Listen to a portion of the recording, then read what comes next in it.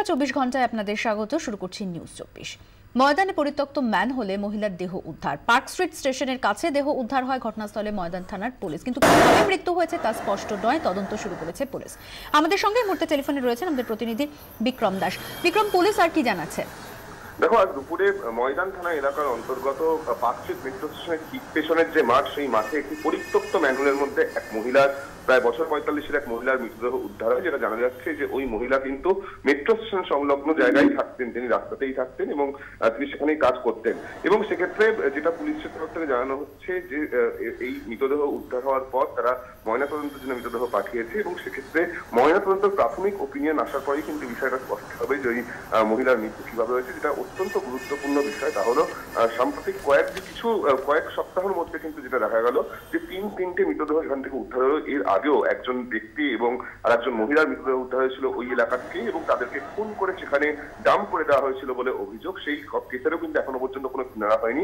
এরই ওপর আজকে একজন মহিলার মৃতদেহ উদ্ধার হলো। সেই মহিলার মৃতদেহ উদ্ধার হওয়ার ঘটনায় কিন্তু ইতিমধ্যে একদিকে যেরকম তদন্ত শুরু করেছে ময়দান থানার পুলিশ, অপরদিকে কলকাতা পুলিশের হোমিসাইড শাখার আধিকারিকরাও কিন্তু ঘটনাস্থলে গিয়ে নমুনা সংগ্রহ করে তদন্ত শুরু করেছে। ধন্যবাদ বিক্রম। অন্তরা খুনকাণ্ডের তদন্তে মূল অভিযুক্ত সন্তোষকে পুনেতে আনা হলো। সন্তোষকে জেরায় একাধিক অসঙ্গতি পেয়েছে পুলিশ। খতিয়ে দেখা হচ্ছে কল লিস্ট। আজ সন্তোষকে দিনভর জেরা করবে পুলিশ। প্রত্যক্ষদর্শীদের বয়ান অনুযায়ী ঘটনার সময় আততায়ী নীল কালো জামা পড়েছিল। খতিয়ে দেখা হচ্ছে সিসিটিভি ফুটেজও।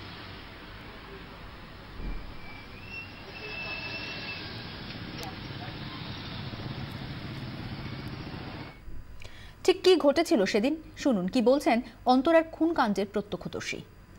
ग्रीन होटल जैसे ही मैं आईटी पार्क के सामने ग्रीन होटल से पार किया, पार करने के बाद करीब 20-50 मीटर के डिस्टेंस निकला होगा। उसके बाद दिखा कि कोई लड़का लड़की का झगड़ा हो रहा है। पेवमेंट पे फुटपाथ पर झगड़ा हो रहा था। झगड़ा होने के बाद मैं वहाँ पर गाड़ी ब्रेक किया। काफ़ी लोग जा रहे थे, कुछ लोगों ने ब्रेक किया।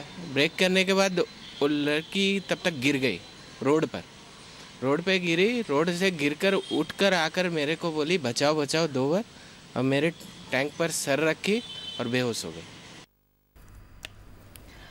অন্তরা খুনকাণ্ডের জাল গোটাচ্ছে পুলিশ। এবার পুলিশের স্ক্যানারে অন্তরার এক বান্ধবী। ঘটনার দিন ওই বান্ধবীর বাড়িতেই যাওয়ার কথা ছিল অন্তরার। সেই বান্ধবীর খোঁজ শুরু করেছে পুলিশ। অন্তরার বোন সঞ্চারীকেও আজ জিজ্ঞাসাবাদ করা হবে। তদন্তের প্রয়োজনে আজ কলকাতায় আসতে পারে পুনে পুলিশের একটি বিশেষ দল।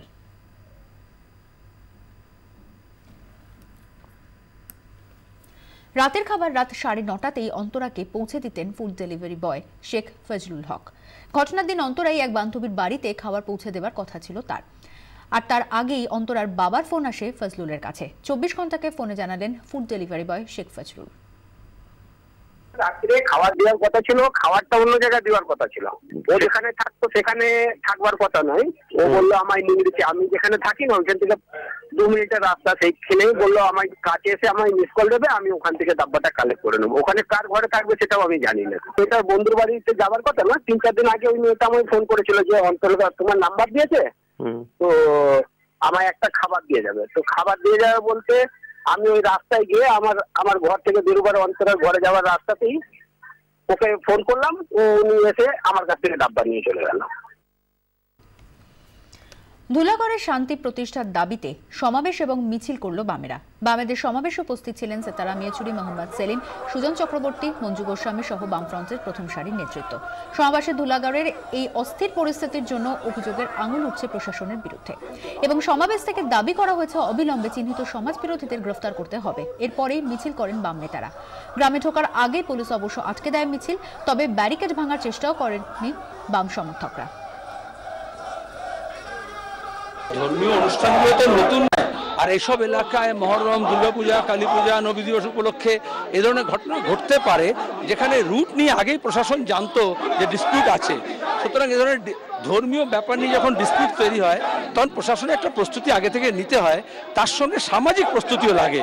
একটা পিস মিটিং করতে হয়, বোথ কমিউনিটিকে এক জায়গায় নিয়ে আসতে হয়। কিন্তু এখানে 2 কমিউনিটি 2 MLA একই দলের, কিন্তু তারাই তো একে অপরের পরস্পর গোষ্ঠীকে মদত দিচ্ছে। শান্তি প্রতিষ্ঠা, গণতান্ত্রিক পরিবেশ ফিরিয়ে আনা, মানুষের মধ্যে পিস মিটিং করে অ্যাডমিনিস্ট্রেশন যাতে ইন্টার কমিউনিটি যে ট্রাস্ট আছে, বিশ্বাস আছে পরস্পরের প্রতি, সেটাকে রেস্টোর করা এবং তার সঙ্গে তার এই সমস্ত অপরাধীকে গ্রেপ্তার করা, শাস্তি দেওয়া, ক্ষতিপূরণ করা ক্ষতিগ্রস্তদের এবং বিচারবিভাগীয় তদন্ত করে কারা দোষী কারা দায়ী সেটা বার করা। ধুলাগড়ে যাতে অবিলম্বে শান্তি ফেরে তার জন্য ইতিমধ্যেই পথে নেমেছেন সমস্ত রাজনৈতিক দলগুলো এবং সকলের একটাই দাবি, সাম্প্রদায়িক সম্প্রীতি বজায় রেখে ধুলাগড়ে অবিলম্বে শান্তি ফেরাতে হবে। ক্যামেরায় কমল জানার সঙ্গে উজ্জ্বল মুখার্জি, 24 ঘন্টা, ধুলাগড়। চোখরাবো পরের গুরুত্বপূর্ণ খবরে রোজ ভ্যালি কাণ্ডে তৃণমূল সাংসদ সুদীপ বন্দ্যোপাধ্যায়কে আবারও নোটিশ পাঠালো সিবিআই। এই নিয়ে তৃতীয়বার নোটিশ পাঠানো হলো। তবে যেরকম জানা যাচ্ছে জানুয়ারি মাসে নির্ধারিত দিনে অবশ্যই যাবেন সুদীপ বন্দ্যোপাধ্যায়, এমনই জানিয়েছেন তিনি। বিস্তারিত জানবো, টেলিফোনে আমাদের সঙ্গে রয়েছেন আমাদের প্রতিনিধি কমলিকা সেনগুপ্ত। কমলিকা, ঠিক কি জানিয়েছেন সুদীপ বন্দ্যোপাধ্যায়? সুদীপ বন্দ্যোপাধ্যায় জানিয়েছেন যে তাকে যে ডাকা হয়েছে সে বিষয়ে তিনি জানেন এবং তিনি এবার নির্ধারিত সময় অর্থাৎ জানুয়ারি মাসের প্রথম সপ্তাহে তাকে ডাকা হয়েছে এবং তিনি নির্ধারিত সময় সিবিআই অভিযোগ রয়েছে কেন সিবিআই ডেকেছে তার জন্য তিনি অবশ্যই সিবিআই এর সঙ্গে সহযোগিতা করবেন এবং তিনি সিবিআই এর সঙ্গে দেখা করতে যাবেন। ধন্যবাদ কমলিকা।